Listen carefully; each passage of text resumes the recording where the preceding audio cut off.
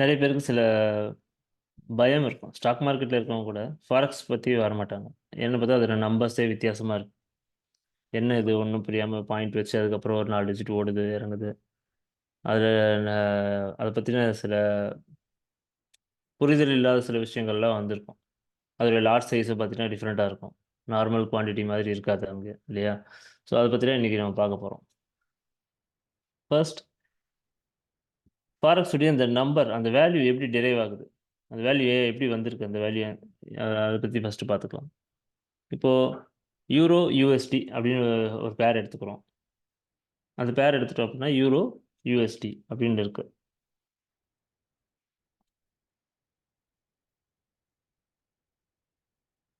இப்ப இது என்ன சொல்லுது இது என்ன சொல்லுது இந்த விஷயம் அப்படின்னா, யுஎஸ்டிய குடுத்து யூரோ வாங்குறோம்.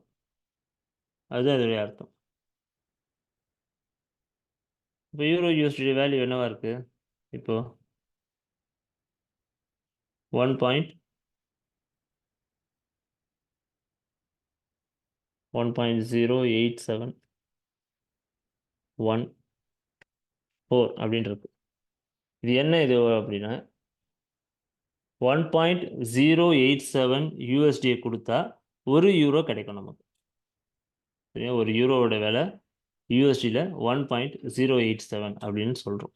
சரி, எப்படி வந்தது? இதை எப்படி கால்குலேட் பண்ணுறது அப்படின்னா, நமக்கு தெரிஞ்ச ஒரு கரன்சியை வச்சு எப்படி கால்குலேட் பண்ணலாம் அப்படின்னா, நம்ம இப்போ ஐஎன்ஆர் தான் நம்ம வந்து புழக்கத்துல இருக்கு. நம்ம அதில தான் வந்து எல்லாமே பை செல்லாம் பண்ணிட்டு இருக்கோம். இப்ப டெய்லி லைஃப்ல இல்லையா? நம்ம கொண்டு போய் மளிகை கடையில கொண்டு யூஎஸ்டி குடுத்தா தக்காளி வாங்க குடுப்பாங்களா? குடுக்க மாட்டாங்க. அப்போ ஐஎன்ஆர் தான் வந்து நாம யூஸ் பண்ணிட்டு இருக்கோம். ஒரு நிமிஷம். ஒரு கால்.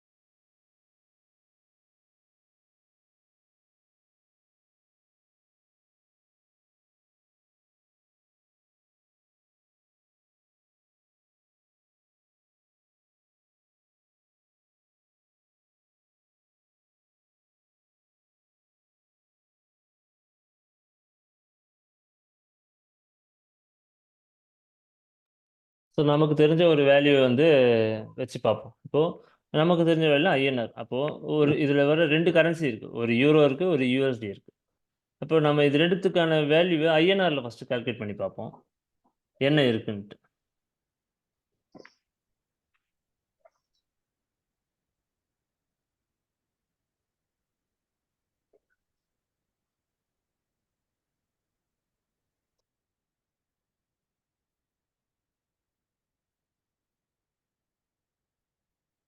யூரோ ஐஎன்ஆர் ₹90 இருக்கு.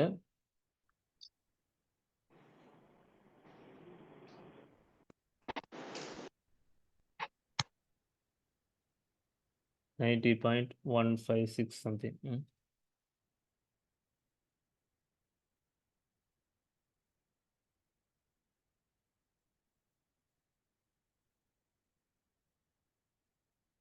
யுஎஸ்டி ஐஎன்ஆர் எவ்வளோ இருக்கு? 82.9.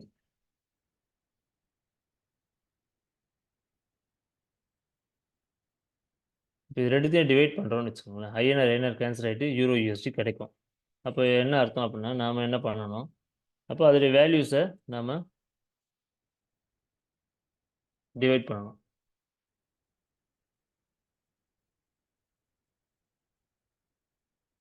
$90.156 divided by 81 point sorry 82 sorry 81 போட்டேன். 82.9350 டிவைட் பண்ணால் யூரோ யூஎஸ்டியோட வேல்யூ வந்துருக்கு, தெரியுதுங்களா? சரி, இப்போ நம்மளோட கரன்சி ஐஎன்ஆர்ன்றதுனா ஐஎன்ஆர் வச்சு பார்த்தோம். இப்போ ஜப்பான்ல இருக்கவங்க ஜேபிஒய் வச்சு பார்த்துக்கலாம். ஸோ எந்த கரன்சி வச்சு பார்த்தாலும் இந்த வேல்யூ காமனாக வந்து தான் இருக்கும். இப்படி தான் அந்த வேல்யூ வந்து டெரைவ் ஆகிட்டு இருக்கும். இப்போ இதில் பார்த்தீங்கன்னா இதில் பிப் என்ன பிப்பெட்னா என்ன இதுலேயே பாருங்க லாஸ்ட் நம்பர் வந்து குட்டியாக எழுதியிருக்காங்க பாருங்க டாப்பில் சூப்பர் ஸ்கிரிப்டில் எழுதியிருக்காங்க. ஸோ அது வந்து பிப்பெட். அந்த நம்பர் 0லேருந்து 9 வரைக்கும் முடிஞ்சு அடுத்து 10 ஸ்டார்ட் ஆகுது அப்படின்னா இதுக்கு முன்னாடி இருக்க வேல்யூ 1 இன்க்ரீஸ் ஆகும். அதாவது ஒரு பிப் இன்க்ரீஸ் ஆகும். இப்போ இந்த 4 வந்து 5 6 7 8 9 அப்புறமாச்சு 10 ஆகும்போது இது வந்து 1 வந்து அதுக்கு முன்னாடி இருக்க 1 வந்து 2 ஆகிடும் 20 ஆகிடும். சரிங்களா? ஒரு பிப்பு இன்க்ரீஸ் ஆகும் இந்த இடத்துல. இதுதான் பிப். இதுதான் பிப்பு. இந்த இடத்துல வர்றது தான் பிப். சரியா? இது ஒவ்வொன்றும் இன்க்ரீஸ் ஆக ஒரு பிப்பு. இப்போ இங்கே 71 இருக்கு. 81 மாறிச்சுன்னா 10 பிப்பு இன்க்ரீஸ் ஆகிருக்குன்னு அர்த்தம். சரியா? அப்போ 10 பிப்பு இன்க்ரீஸ் ஆகிருக்கு. அதாவது 1.087ல் 10 பிப்பு அப்படின்னா அது கிட்டத்தட்ட 10 பைசாவோட கம்மி நம்ம கரன்சியில் இல்லை. சென்ட் அது இங்கே வந்து தான் சென்ட்டுன்னே நம்ம சொல்லுவோம். இந்த இடத்துல இன்க்ரீஸ் ஆகிறது தான் 1 சென்ட் 2 சென்ட்டுன்னு நம்ம சொல்லுவோம். சரி இங்கே 8ல். இப்போ இங்கே 7ல் மாறுச்சுன்னா என்ன நமக்கு பெரிய ப்ராஃபிட் கிடைச்சிட போகுது? ஒரு பிப்பு மூவ் ஆகுதுன்னா நமக்கு எவ்வளோ யூஎஸ்டி ப்ராஃபிட்டாக இருக்கும்? 0.001 $1 தான் நமக்கு இன்க்ரீஸ் ஆகும். அப்போ இதை அப்படியே போடுங்க, கால்குலேட்டரில் போட்டு பாருங்கள் என்ன வருதுன்ட்டு. டாலரில் இருக்குது. நமக்கு ஒரே ஒரு குவான்டிட்டி யூரோ யூஎஸ்டி வாங்கியிருக்கோம், பை பண்ணியிருக்கோம், ஒரு பிப்பு ஏறி இருக்கு. அப்போ அதாவது இவ்வளோ டாலர் ஏறி இருக்கு. இப்போ அது எவ்வளோ ப்ராஃபிட் கொடுக்கும்? 82.90 82.90 இன்ட்டு 0.001 எவ்வளோ ஐநார் நமக்கு ஏறி இருக்கு? 8 பைசா ஏறி இருக்கு. 8 பைசா தானே இது? ஆமாம், 8 பைசா ஏறி இருக்கு. அப்போ நம்ம ஒரு குவான்டிட்டி வாங்கினா 8 பைசா வச்சு எந்த எந்த காலத்தில் ப்ராஃபிட் பண்ணி எப்போ என்ன பண்ணுறது இதில்? அப்போ நம்ம மினிமம் வந்து ஒரு 1000 குவான்டிட்டி போட்டு பார்ப்போம். இப்போ இது இன்ட்டு 1000 போடுவோம். 1000 போட்டோம்னா $1 காட்டுது. 82.90 காட்டுது. ஸோ 1000 குவான்டிட்டி வாங்கினா இந்த இடத்துல நமக்கு 10 பிப்பு ஏறிச்சுன்னா $1 கிடைக்குது. 10 பிப்பு ஏறிச்சுன்னா $1 கிடைக்குது. ஏன்னா நான் இங்கே 7ல் வச்சு தான் போட்டிருக்கேன். 0.001 எழுதிருக்கேன். அதாவது 10 பிப்பு இந்த போட்டோம்னா ஒரு பிப்பு போட்டோம்னா 8 பைசா கூட இல்லை, அதோட கம்மியாக வரும். ஸோ அப்போ அதனால தான் ஃபாரெக்ஸில் லாட் சைஸில் எப்படி இருக்குன்னா 1000லேருந்து ஸ்டார்ட் ஆகுது. என்னோட பெரிய பெரிய லாட்டாக இருக்குது 1000 குவான்டிட்டி அப்படின்னா 1000 குவான்டிட்டி போட்டால் தான் நமக்கு 10 பிப்பு வாங்கினா தான் $1 கிடைக்கும். அப்போது 1000 குவான்டிட்டி தான் பேசிக் குவான்டிட்டி. அதுக்கு கீழே குவான்டிட்டி இல்லை. அதைத்தான் நம்ம 0.01 லாட்னு சொல்கிறோம். இதை வந்து ஒரு மைக்ரோ லாட்னு சொல்லுவோம். சரியா? அதுக்கடுத்து இது அப்படியே 10 டைம்ஸ் மல்டிப்ளை பண்ணால் 10,000 குவான்டிட்டி வரும். அப்போ 0.01 இன்ட்டு 10 அப்படின்னா 0.1 லாட்டு. அதை வந்து நம்ம என்ன சொல்கிறோம்? 1 மினி லாட். இதை 10 டைம்ஸ் மல்டிப்ளை பண்ணால் 1 லேக் குவான்டிட்டி. 0.1 வந்து அப்படியே 1 ஆகிடும். 1 ஸ்டாண்டர்ட் லாட்டு. இது வந்து 1 ஸ்டாண்டர்ட் லாட்.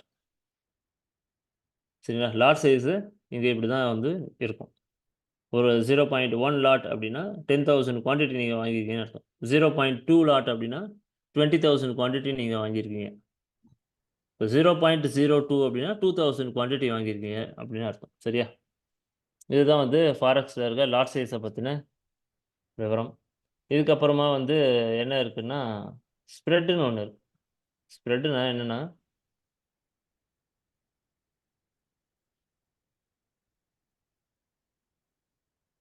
ஸ்ப்ரெட் இதில் எனேபிள் பண்ண முடியுதுன்னு பார்க்குறேன்.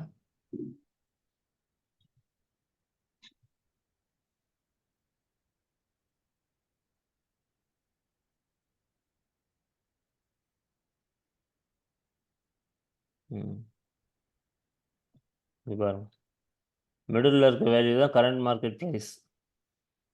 இங்கே ஓடிட்டுருக்கு இல்லையா, வேகமாக ஒரு ரன்னிங்கில் இருக்குது. இதுதான் கரண்ட் மார்க்கெட் ப்ரைஸ். இதுக்கு மேலே ஒரு லைன் இருக்குது, கீழே ஒரு லைன் இருக்குது. சரிதா? அந்த 2 லைன் என்னென்னா அதுதான் ஸ்ப்ரெட்டுன்னு சொல்லுவோம். அது எதுக்கு அப்படின்னா நமக்கு இந்த வேலையெல்லாம் செஞ்சு கொடுக்கறது, நம்ம ஒரு பை பண்ணுறோம், செல் பண்ணுறோம் அப்படின்னா நமக்கு எல்லாமே பண்ணி கொடுக்கறது யாருன்னா புரோக்கர். அப்போ அவங்களுக்கு ஒரு கமிஷன் போகணும் இல்லையா? அந்த கமிஷன் தான் வந்து ஸ்ப்ரெட். அதை புரிஞ்சுக்கிற மாதிரி எப்படி சொல்லணும் அப்படின்னா, இப்போ ஸ்டேட் பேங்க் எக்ஸாம்பிள் எடுத்துக்கலாம். ஸ்டேட் பேங்க் வந்து ₹600 இருக்குது. நீங்கள் போயிட்டு புரோக்கர் கிட்ட வந்து எனக்கு ஒரு 500 குவான்டிட்டி வேணும்னு சொல்லி கேட்டு பை பண்ணுறீங்க. எவ்வளோ? 500 குவான்டிட்டி. இப்போ புரோக்கர் என்ன பண்ணுவார் அப்படின்னா, இதை கொண்டு போயிட்டு நீங்கள் ₹600 ப்ரைஸ் இருக்கு இல்லையா? ₹600 பை பண்ண மாட்டார். 600.5 பை பண்ணுவார். எத்தனை குவான்டிட்டி? 500 குவான்டிட்டி. அப்போ அந்த 0.5 இருக்குல்ல, அது அவருக்கு உண்டான கமிஷன். கொஞ்சம் ஏற்றி விற்றுப்பார். சாரி, ஏற்றி வாங்கிப்பார். அப்போ 500 இன்ட்டு 0.5. தப்பாக போட்டேன்னு நினைக்கிறேன். கரெக்டாக தான் போட்டிருக்கு. ₹25 அவருக்கு நீங்கள் வாங்கினதுனால காசு கிடச்சது. சரியா? இப்போ நீங்கள் விற்க போகிறீங்க. ஸ்டேட் பேங்க் இப்போ எவ்வளோல போயிடுச்சு அப்படின்னா வந்து டார்கெட்டு கிட்ட வந்துருக்கு. உங்களோட டார்கெட் வந்து ஒரு ₹605 அப்படின்னு சொல்லி உங்கள் டார்கெட் வந்துடுச்சு. அப்போ நீங்கள் வந்து செல் பண்ணி கொடுத்துட்டு எனக்கு போதும் அப்படின்னு சொல்லி கேட்குறீங்க. அதே 500 குவான்டிட்டியை. இப்போ என்ன பண்ணுவார் அப்படின்னா 604.95 கொஞ்சம் 5 பைசா இறக்கி இது பண்ணி கொடுப்பார். அந்த 5 பைசா இங்கே ஒரு ₹25 அவருக்கு லாபம். ஸோ ஓவராலாக ஒரு ₹50 வந்து லாபம் அவருக்கு. ஸோ இது அந்த இப்போ பார்த்தீங்கன்னா, நீங்கள் விற்கிறதுக்கும் வாங்குறதுக்கும் நல்ல எவ்வளோ ஸ்ப்ரெட் இருந்தது இந்த இடத்துல. அந்த 2 பாயிண்ட்டும் தான் வந்து 599.95. இது 2த்துக்கும் இருக்கு இல்லையா டிஃப்ரென்ஸ். இதுதான் வந்து ஸ்ப்ரெட். ஆக்சுவலான காஸ்ட் வந்து 600. ஆனால் பைக்கும் செல்லுக்கும் நடுவில் இருக்கிற டிஃப்ரென்ஸ் 5 பைசா ஏற்றிருக்கா? இதே தான் இங்கே நீங்கள் பார்த்துருப்பீங்க. இதுதான் ப்ரைஸு. ஆனால் அது பை பண்ணுறதுக்கு கீழேயும் செல் பண்ணுறது கொஞ்சம் மேலேயும் மாற்றி மாற்றி பண்ணி கொடுப்பாங்க. அதுதான் வந்து ஸ்ப்ரெட். சரியா? ஃபாரெக்ஸில் மோஸ்ட்லி இதுதான் சில பேருக்கு டவுட்ஸ்லாம் இருக்கும். நம்ம அடுத்த லைவ்லலாம் நிறைய பார்த்துக்கலாம். இப்போதைக்கு ஃபாரெக்ஸில் இது வரைக்கும் தெரிஞ்சால் போதும். சார்ட் நம்ம இதெல்லாம் வச்சு ரொம்ப பெருசாக எதுவும் எங்கேயும் யூஸ் பண்ண போகிறதில்ல. நம்ம பாட்டுக்கு என்ன போகிறோம், கேண்டில் ஸ்டிக்ஸில் போயிட்டு சார்ட் அனலைஸ் பண்ண போகிறோம். அதில் என்ட்ரி எக்ஸிட் வந்தால் எடுக்க போகிறோம். அது என்ன ப்ரைஸில் இருக்குது, அது ஏன் அந்த நம்பரில் இருக்கலாம் நமக்கு தேவையில்லை. இருந்தாலும் தெரிஞ்சுக்கணுன்றதுனால சொல்கிறோம். அது என்ன ப்ரைஸ் இருக்கோ அதை நம்ம ஸ்டாப் லாஸாக போட போகிறோம். காப்பி பண்ணியோ இல்லை டைப் பண்ணியோ பார்த்து பண்ண போகிறோம். அது என்ன வேல்யூவில் இருந்தாலும் சரி. சரியா? ஆனாலும் அது என்ன, ஏன் அப்படி நம்பர்ஸ் வித்தியாசமாக இருக்குது, ஸ்டாக்ஸுக்கும் கரன்சிக்கும் ஏன் நம்பர்ஸ் வித்தியாசமாக இருக்குன்றதுக்கான ரீசன் இது இப்படி தான் இருக்கும். சரியா? ஸோ அடுத்து நம்ம பார்க்க போகிறது ஸ்டாக் மார்க்கெட். டவுட்ஸ் லாஸ்ட்டில் கேளுங்க. அன்மியூட் பண்ணுங்க. டவுட்ஸ் லாஸ்ட்டில் கேட்டுங்க. ரெக்கார்ட் ஆகிட்டு இருக்கு. யூடியூப்காக ரெக்கார்ட் ஆகிட்டு இருக்கு. ஸோ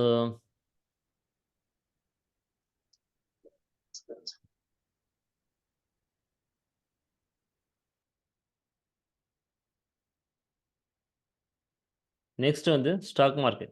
ஸ்டாக் மார்க்கெட் அப்படின்னா ஒரு மார்க்கெட், சரி, ஒரு கம்பெனி இருக்குது. அந்த கம்பெனி நல்லா ரன் ஆகிட்டு இருக்கு, ப்ராஃபிட்டபுளாக போயிட்டுருக்கு. அவங்களுக்கு ஏதோ ஒரு காரணத்துக்காக ஏதோ ஒரு ஃபண்ட்ஸ் வந்து கொஞ்சம் வந்து அவங்க என்ன பண்ண போகிறாங்க, ஒரு புது ப்ராஜெக்ட் ஏதோ ஒன்று எடுக்க போகிறாங்கன்னு வைங்க. அவங்களுக்கு ஃபண்ட்ஸ் தேவைப்படுது. அப்போது அவங்க அந்த காசு எக்ஸ்ட்ரா தேவைப்படுதுன்றது 2 விதமாக கலெக்ட் பண்ணலாம். ஒன்று பேங்க் கிட்ட போகலாம், இல்லை பார்ட்னர் ஆட் பண்ணிக்கலாம். பார்ட்னர்ஷிப் மாதிரி. இப்போ பேங்க்குக்கு போயிட்டாங்க அப்படின்னா அவங்களுக்கு என்ன ஆகும் அப்படின்னா, வியாபாரம் எப்படி போதோ இல்லையோ பேங்க்குக்கான இஎம்ஐயை மாதம் மாதம் அவங்க கட்டி தான் ஆகணும். ஸோ அப்படி நஷ்டமானாலும் சரி, அந்த வாங்கின காசை அவங்க எப்படி பார்த்தாலும் கொடுத்து தான் ஆகணும். இதே பார்ட்னர்ஷிப் போயிட்டோம் அப்படின்னா லாபமோ நஷ்டமோ பங்காக பிரிஞ்சு போயிடும். லாபம் வந்தாலும் கிடைச்சிடும், கொடுத்துட போகிறாங்க. நஷ்டம் வந்தாலும் அதே அவங்களுக்கு போய் சேர போகுது. ஸோ அவங்களோட முடிவு எதுவாக இருக்கும்னா கண்டிப்பாக பார்ட்னர்ஷிப்பாக தான் இருக்கும். சரியா? அப்போ அந்த எவ்வளோ பணம் தேவைப்படுதோ அதை ஷேர்ஸாக பிரித்து அவங்க வெளியே விடுவாங்க. அது மாதிரி வெளியே விடுற இடத்துல பேர் தான் வந்து ஐபிஓ. ஃபஸ்ட் டைம் ட்ரேட் நடக்குது இல்லையா பிரைமரி மார்க்கெட்டில், அதுதான் வந்து ஐபிஓ. அங்கே மட்டும்தான் நாம் என்ன பண்ணுறோம், டைரெக்டாக அந்த கம்பெனி கூட டீலிங் வச்சுக்கிறோம் அந்த ஷேர்ஸை வாங்குறது மூலமாக. இப்போ ஒரு 1000 ஒரு ஷேர் வருது, வெளியே விடுறாங்க அப்படின்னா நான் வாங்குறேன், வாங்கி வச்சுருக்கேன். லாட்டாக தான் வாங்கியிருக்கேன். இப்போ 1000 மொத்தமாக ஒரு 50 ஷேராக தான் வாங்கணும், 100 ஷேராக தான் வாங்கணும்னு சொல்லி ரிலீஸ் பண்ணுவாங்க. அது பல்காக நான் வாங்கி வச்சுருக்கேன். சரி, இதோட முடிஞ்சு போச்சு. சரிங்களா? இதுக்கப்புறமா என்ன ஆகுது, செகண்டரி மார்க்கெட்டுக்கு வருது. ஏன்னா, இந்த கம்பெனிய வந்து இனிஷியலா ஐபிஓ அப்போ ஒருத்தர் வாங்கணும்னு நெனச்சிருக்காரு. அவருக்கு கிடைக்கலன்னு வச்சுக்குவோம். அவரு என்ன பார்க்குறாரு, என் ஃப்ரெண்ட் என்ன பார்க்குறாரு. "எப்பா அந்த கம்பெனி ஷேர் உன்கிட்ட இருக்குல்ல, நீ வாங்கியிருக்க, எனக்கு விக்கிறியான்னு?" சொல்லி கேட்குறாரு.